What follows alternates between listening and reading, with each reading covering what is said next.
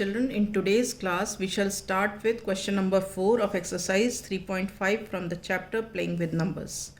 Question number 4 is write the greatest 4-digit number and express it in terms of its prime factors. ठीक है, तो first let us write down the greatest 4-digit number. Greatest 4-digit number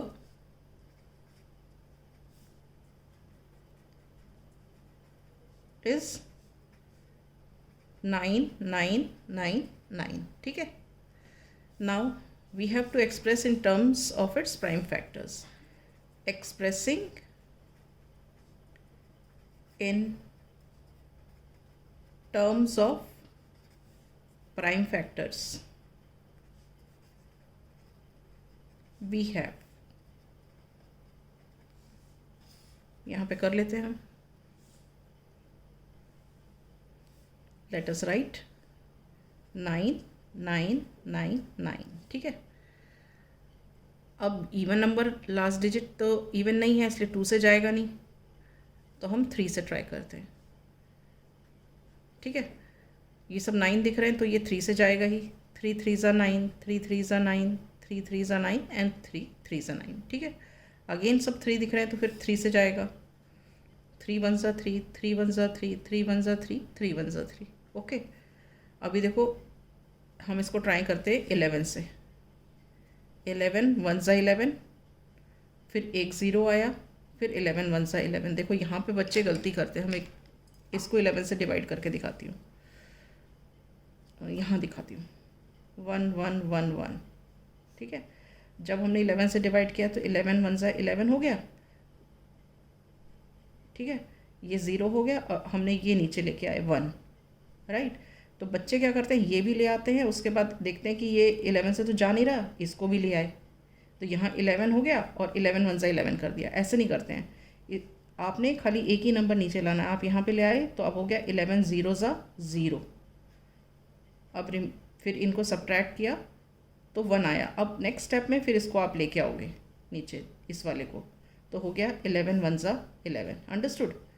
तो फिर आ जाएगा आपका 0 यहाँ पे. तो इस तरह ये 101 आएगा.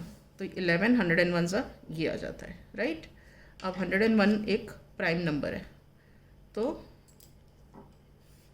101 1 ज़ा 101. तो हम इसको अब कैसे लिख सकते हैं in terms of prime. So 9999 is equal to 3 into 3 into 11 into 101. So we have expressed 9999 in terms of its prime factors. Is this clear? Okay. Now let us start with question number 5. Write the smallest 5-digit number and express it in the form of prime factors. ठीक है, तो पहले smallest 5-digit number लिखते हैं. Smallest 5-digit number is 1 और 4 zeros लगा दो.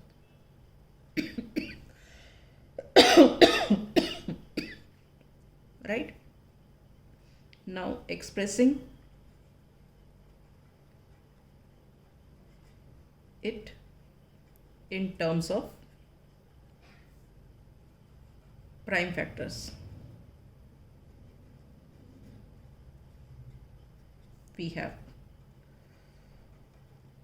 यहाँ पे करके देखते हैं.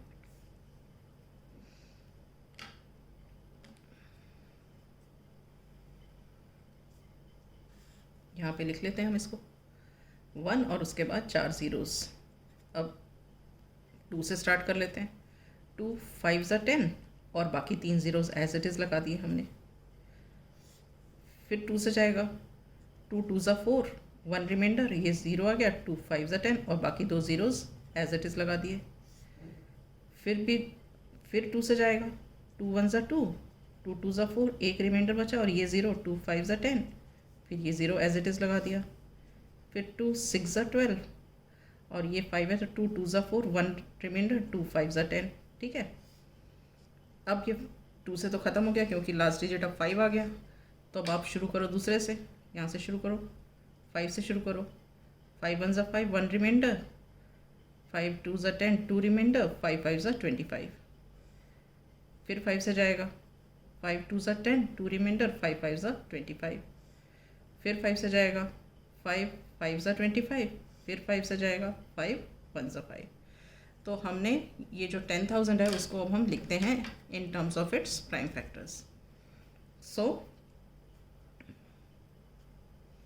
1 and 4 zeros, this is equal to what? ये देखो कितने 1 2 3 4, 4 4 बार 2 है तो 1 2 3 4, हमने 4 बार 2 लिख दिया। 5 देखो 1 2 3 4, ये भी 4 बार है तो 5 5 5 और 5। ठीक है, तो ये हमने 10,000 को एक्सप्रेस कर दिया इन terms of the product of primes. Is this clear? Okay, now let's start the next question. Next question is find all the prime factors of 1729। हमें अब इस 1729 के सारे फैक्टर्स निकालने हैं। ठीक है, and arrange them in ascending order. फिर उन फैक्टर्स को हमें असेंडिंग ऑर्डर में लिखना है। फिर उसके बाद क्या है? Now state the relation if any between the two consecutive prime factors.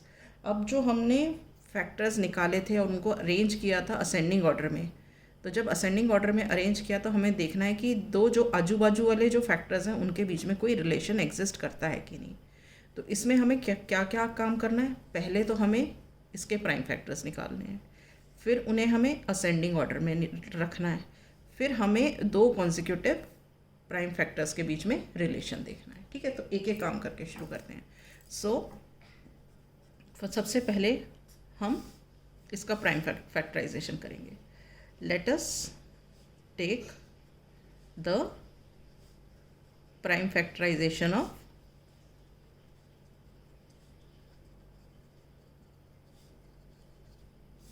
1729। ठीक है, हमने लिखा 1729, राइट। अब हमें देखना है किससे जाता है। लास्ट डिजिट इवन नहीं है तो 2 से नहीं जाएगा। अब हम इस सम ऑफ द डिजिट्स कर लेते हैं। 1 + 7 8, 8 and 2 10, 10 and 9 19। अब 19 3 से डिविजिबल नहीं है, 3 6 18 होता है तो 3 से भी नहीं जाएगा। अब देखो ये number form by last 2 digits क्या है? 29, तो ये 4 से भी डिविजिबल नहीं है। 4 6 24, 4 7 28। ठीक है, अब लास्ट डिजिट 5 नहीं है तो इसलिए 5 से भी नहीं जाएगा। ठीक है, अब हमने देखा था कि 2 और 3 से नहीं जाता है तो ये 6 से भी नहीं जाएगा। तो अब हम 7 से ट्राई करके देखते हैं जाता है कि नहीं। 7 2 = 14, 3 रिमाइंडर तो 32 हो गया। तो 7 4 = 28, फिर 4 रिमाइंडर, ये 9 के साथ 49 हुआ तो 7 7 = 49। तो हमने क्या देखा कि ये 7 से चला गया। अब उसके बाद